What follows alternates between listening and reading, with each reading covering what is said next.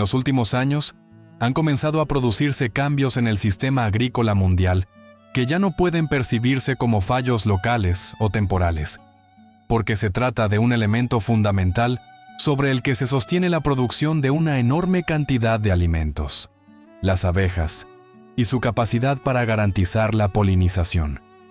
En uno de los periodos más debatidos del sector, los apicultores comerciales en Estados Unidos se enfrentaron a una situación en la que las pérdidas de colonias alcanzaron niveles que antes se consideraban prácticamente imposibles para el funcionamiento estable de un negocio.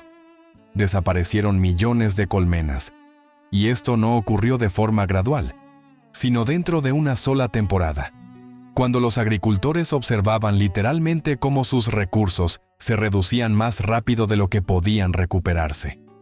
En términos económicos, esto se tradujo en cientos de millones de dólares en pérdidas directas, pero detrás de estas cifras se ocultaba un problema más profundo: la imposibilidad de cumplir con las obligaciones hacia el sector agrícola, que depende de una polinización oportuna y masiva de los cultivos. Antes de continuar, es importante delimitar el marco de lo que estás escuchando ahora.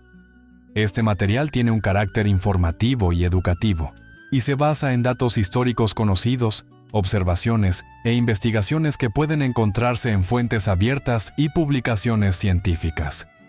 Aquí no hay indicaciones médicas, recomendaciones ni intención de sustituir consultas profesionales. El objetivo es analizar el tema de manera estructurada y progresiva, mostrar las conexiones entre los fenómenos y darte la posibilidad de comprender la información por ti mismo. Todo lo que se menciona puede verificarse, estudiarse y, si se desea, profundizarse a través de fuentes adicionales, porque así es como se forma la comprensión de sistemas complejos, mediante la comparación de hechos y no a través de una única opinión. Y si volvemos a lo que está ocurriendo, se hace evidente que el problema no se limita a una sola industria o a un solo país. La apicultura forma parte de un ecosistema más amplio, donde cada eslabón influye en el siguiente, y una alteración en un punto provoca una reacción en cadena en otros. Las abejas participan en la polinización de una parte significativa de los cultivos agrícolas, y esto no se limita a la miel como producto, como muchas personas suelen pensar. Se trata de almendras, manzanas, bayas, verduras y muchos otros cultivos que constituyen la base del mercado alimentario. Sin una polinización estable, el rendimiento disminuye, y junto con él, aumentan los costos de producción y el precio final de los alimentos. Es interesante que este tipo de crisis rara vez surge de manera repentina.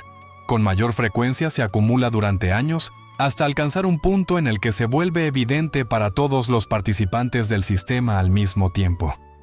Si se observa la dinámica de las últimas décadas, se puede ver que el número de colonias de abejas gestionadas en algunos países ha disminuido de forma gradual, pero al mismo tiempo, en ciertos periodos, las tasas de pérdida comenzaron a superar los niveles históricos. En la industria, existe el concepto de un nivel de pérdidas aceptable, que se incorpora en el modelo de negocio como un factor inevitable. Sin embargo, cuando los valores reales comienzan a superar de forma constante estos límites, el sistema se ve obligado a operar en condiciones de recuperación y compensación continua de los recursos perdidos. Dentro de este panorama, hay un factor que suele destacarse con mayor frecuencia por investigadores y profesionales: el parásito varroa destructor. Se trata de un ácaro que se adhiere a las abejas y se alimenta de sus recursos biológicos, actuando al mismo tiempo como vector de virus que afectan la salud de toda la colonia. En la práctica, esto significa que el problema no se desarrolla de forma instantánea, sino progresiva. Primero se debilitan individuos aislados, luego disminuye la eficiencia del funcionamiento de la colmena, y en algún momento el sistema alcanza un estado en el que la recuperación se vuelve imposible sin intervención externa. Curiosamente, muchos apicultores describen este proceso como imperceptible hasta cierto punto. Una colmena puede parecer estable mientras en su interior ya se está produciendo una degradación. Esto hace que el problema sea especialmente complejo, ya que evaluar visualmente el estado de la colonia no es suficiente. Se requiere un monitoreo constante y una intervención que, a su vez, demanda recursos, tiempo y experiencia.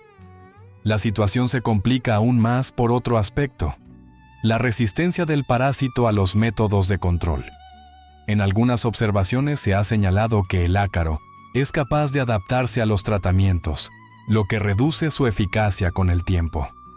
Esto implica que, incluso disponiendo de herramientas de combate, el sistema permanece en un estado de búsqueda constante de equilibrio entre control y adaptación, donde ninguna de las partes tiene una ventaja definitiva.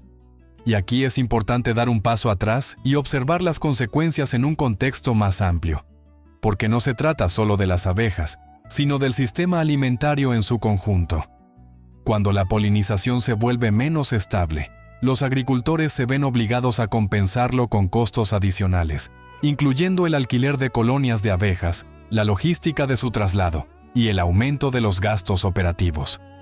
Como resultado, estos costos se trasladan gradualmente al precio final de los productos, generando una presión económica que el consumidor percibe sin ser consciente de la causa principal de estos cambios.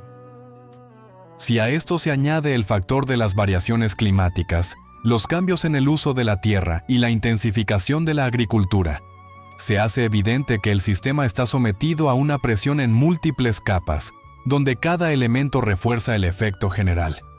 En estos momentos, resultan especialmente visibles ejemplos alternativos que demuestran un enfoque diferente en la formación de productos. Uno de estos ejemplos es la planta honeybush, perteneciente al género Cyclopia, y que crece en una región limitada en el extremo sur de África.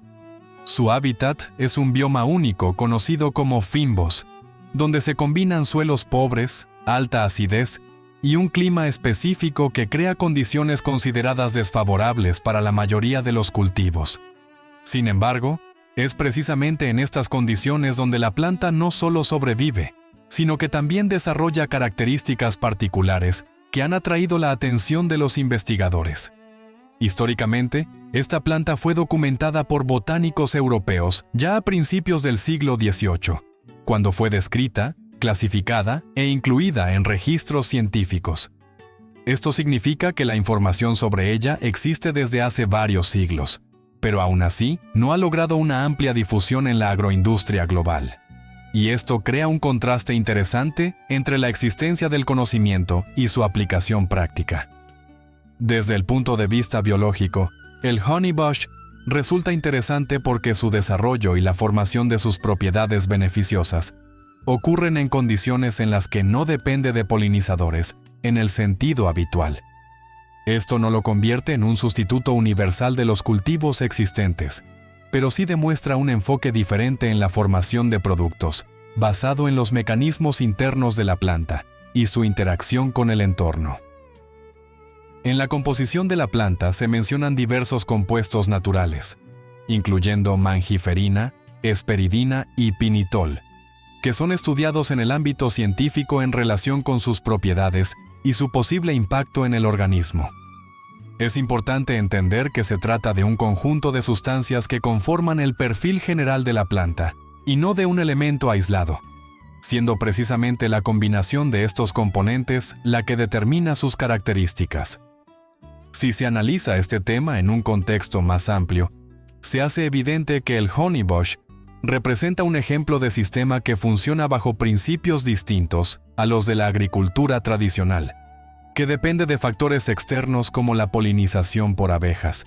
Y es precisamente en la intersección de estos dos modelos, dependiente y autónomo, donde surge el interés por seguir estudiando cómo estas plantas pueden integrarse o utilizarse en la práctica real.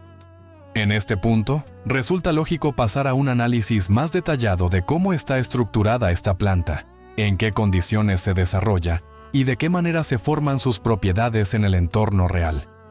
La causa principal es el ácaro varroa destructor. Este parásito se adhiere al cuerpo de la abeja y actúa no como un agente irritante externo, sino como un consumidor sistémico de recursos, extrayendo gradualmente componentes vitales del organismo, incluidos los tejidos grasos que en las abejas cumplen una función similar a la de una reserva inmunológica y energética. A nivel del individuo, esto provoca una disminución de la resistencia, el debilitamiento de las funciones fisiológicas y una reducción de la esperanza de vida. Pero el verdadero peligro se manifiesta a nivel de toda la colonia, donde incluso una pequeña cantidad de individuos infectados desencadena una reacción en cadena de degradación. La mecánica de funcionamiento de Varroa destructor está relacionada con su ciclo de vida, sincronizado con el desarrollo de las abejas. El momento más vulnerable es la fase de cría, cuando las larvas se desarrollan dentro de celdas selladas. El ácaro penetra precisamente en estas condiciones cerradas, donde no solo puede ocultarse de influencias externas, sino también reproducirse en un entorno protegido de la mayoría de los factores de control. Dentro de la celda, la hembra del parásito pone huevos, y la nueva generación de ácaros se desarrolla simultáneamente con la abeja, utilizando sus recursos durante la etapa de formación. Como resultado, la abeja joven emerge ya con una fisiología dañada, menor masa corporal y un sistema inmunológico debilitado, lo que la hace menos viable desde el inicio. A medida que aumenta la población del parásito dentro de la colmena, la carga sobre la colonia crece no de forma lineal, sino prácticamente de manera exponencial. Esto se debe a que cada nueva abeja infectada se convierte en un posible portador y propagador de ácaros y virus, intensificando el nivel general de infección. Al mismo tiempo, los virus transmitidos por el ácaro comienzan a propagarse dentro de la colmena, afectando tanto a individuos aislados como a grupos enteros de abejas responsables de funciones específicas. Como resultado, se altera el equilibrio entre generaciones, disminuye el número de obreras, se deteriora la coordinación y cae la eficiencia en la ejecución de las tareas necesarias para mantener la vida de la colonia. Una característica de este proceso es su carácter oculto en las etapas iniciales. Exteriormente, la colmena puede conservar signos de actividad. Las abejas continúan desplazándose, recolectando recursos y manteniendo la estructura del nido. Sin embargo, en su interior, ya se está produciendo una degradación progresiva de las conexiones funcionales. Las abejas comienzan a desgastarse más rápidamente. Se reduce su esperanza de vida, disminuye su capacidad de aprendizaje y navegación, y también empeora la transmisión de información dentro de la colonia. Esto crea una situación en la que el sistema pierde estabilidad mucho antes de que los signos de colapso se vuelvan evidentes. Cuando la infección alcanza un nivel crítico, la colonia deja de compensar las pérdidas. Las abejas obreras mueren más rápido de lo que aparecen nuevas. La reina continúa poniendo huevos, pero el sistema ya no es capaz de mantener el equilibrio necesario en términos de número y funciones. En ese momento comienza un proceso irreversible de degradación, que puede terminar en la extinción total de la colmena o en su disgregación, cuando las abejas restantes la abandonan en busca de un nuevo entorno. En ambos casos, la estructura de la colonia se destruye, y la recuperación se vuelve imposible sin intervención externa y la reconstrucción del sistema.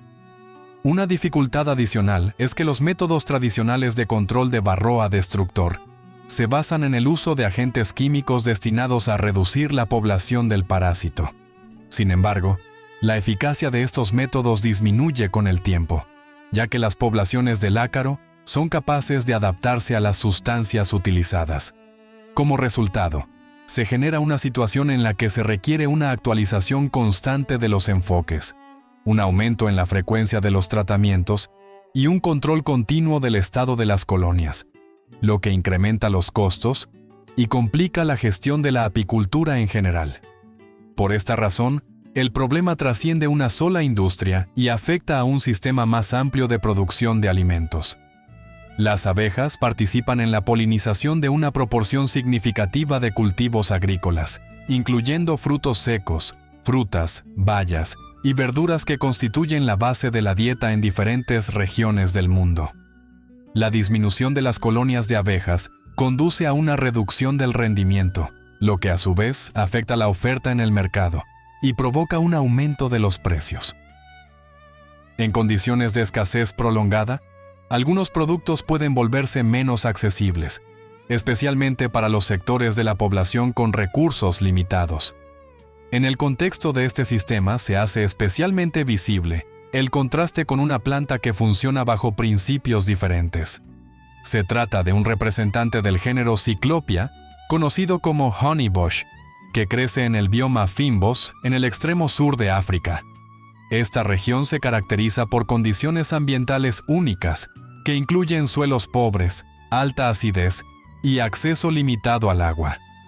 En tales condiciones, la mayoría de las plantas experimenta restricciones significativas, pero es precisamente aquí donde se forman mecanismos específicos de adaptación que influyen en la composición bioquímica de las plantas. El origen de Cyclopia está asociado a un área de distribución limitada, lo que lo convierte en un género endémico de la región Fynbos. Incluye alrededor de 2 docenas de especies, cada una adaptada a condiciones locales específicas.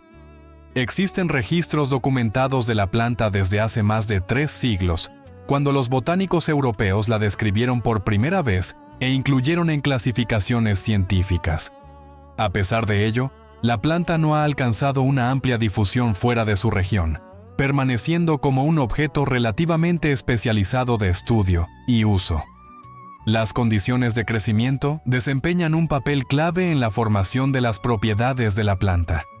Los suelos pobres con bajo contenido de nutrientes, las sequías periódicas y la alta acidez crean un entorno de estrés en el que las plantas se ven obligadas a activar mecanismos internos de defensa y adaptación. En tales condiciones, se observa un fenómeno en el que el estrés favorece la síntesis intensificada de metabolitos secundarios, compuestos que no son directamente necesarios para el crecimiento, pero que desempeñan un papel importante en la protección y supervivencia de la planta. En la composición de Cyclopia se destacan varias sustancias activas, incluyendo la mangiferina, estudiada como antioxidante y con propiedades antiinflamatorias, la hesperidina, un flavonoide también considerado en el contexto de la actividad biológica, y el pinitol, investigado por su influencia en el metabolismo de la glucosa. Estos compuestos forman un perfil químico complejo de la planta que determina sus propiedades y su posible aplicación. Al compararlo con otras fuentes de dulzor, se hace evidente la diferencia en los principios de formación del producto. El azúcar es el resultado de un procesamiento industrial y se caracteriza por un efecto glucémico rápido. Los edulcorantes artificiales tienen origen sintético y sus efectos a largo plazo continúan siendo estudiados, mientras que la miel depende de la actividad de las abejas y del estado del ecosistema.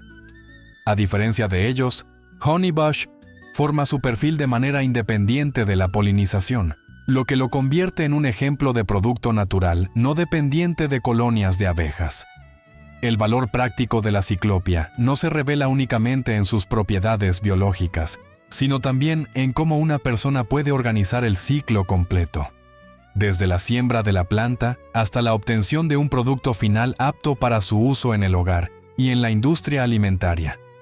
A diferencia de sistemas que dependen de factores externos como colonias de abejas o una logística compleja, aquí todo el proceso puede localizarse y reproducirse en un territorio limitado, lo que lo hace especialmente ustойчиво desde el punto de vista de la producción autónoma.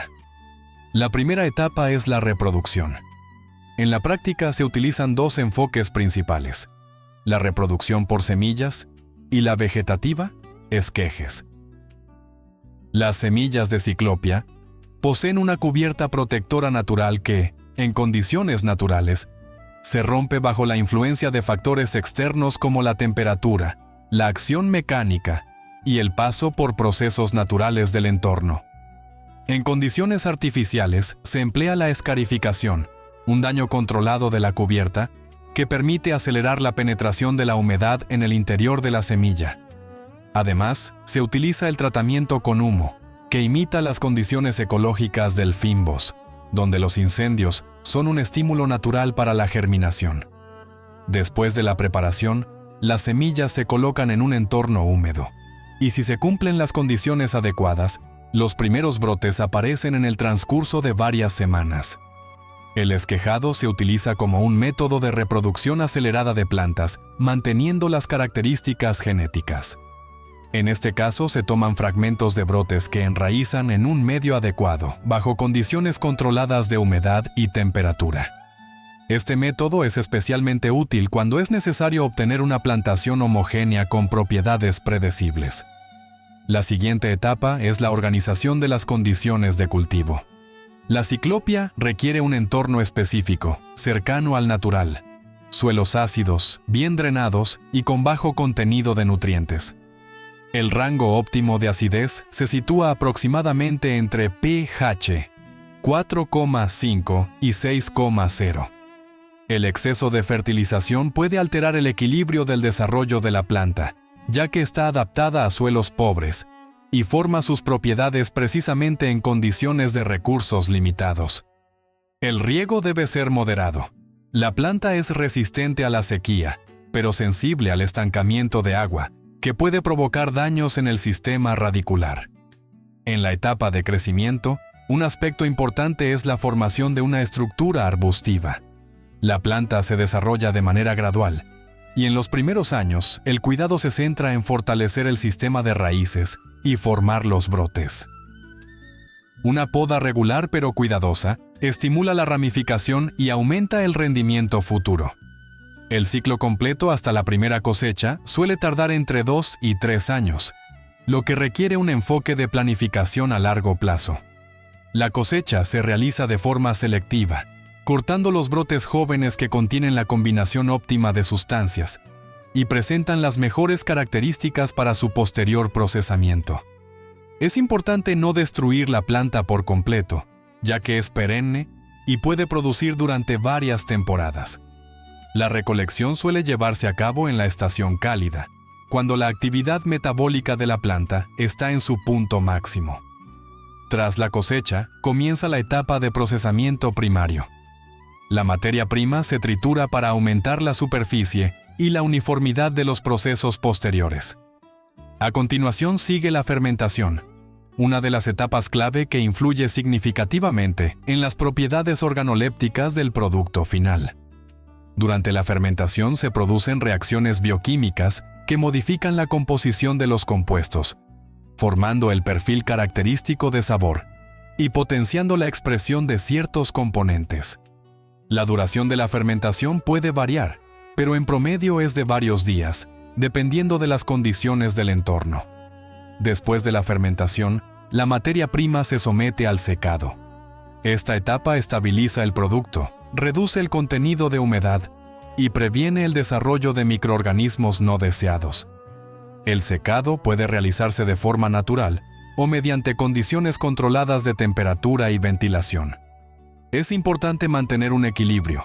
Un calentamiento excesivo puede afectar la calidad, mientras que un secado insuficiente puede reducir la vida útil. En la etapa final, el producto puede utilizarse en diversas formas. La más común es la infusión, en la que la materia seca se vierte con agua caliente y se deja reposar durante un tiempo determinado. El resultado es una bebida de sabor suave y aroma característico, que puede consumirse como producto independiente o utilizarse como base para recetas más complejas. Otra línea es la producción de formas concentradas, incluidos los jarabes. En este caso, la materia prima se hierve, luego se filtra y se evapora hasta obtener una consistencia espesa. Este producto puede emplearse como edulcorante natural en bebidas, postres y en la cocina en general. Su ventaja radica en que no requiere el uso de abejas ni otros recursos biológicos adicionales, lo que hace el proceso más independiente y controlable. Asimismo, el producto a base de ciclopia puede utilizarse como ingrediente en la industria alimentaria, incluyendo bebidas, productos funcionales y mezclas con otros componentes naturales. Gracias a su perfil, puede actuar como alternativa a los edulcorantes tradicionales en diversas aplicaciones, especialmente donde son importantes el origen natural y la estabilidad de la producción. En definitiva, el modelo práctico de trabajo con la planta constituye un sistema cerrado, desde la reproducción y el cultivo hasta el procesamiento y el uso final.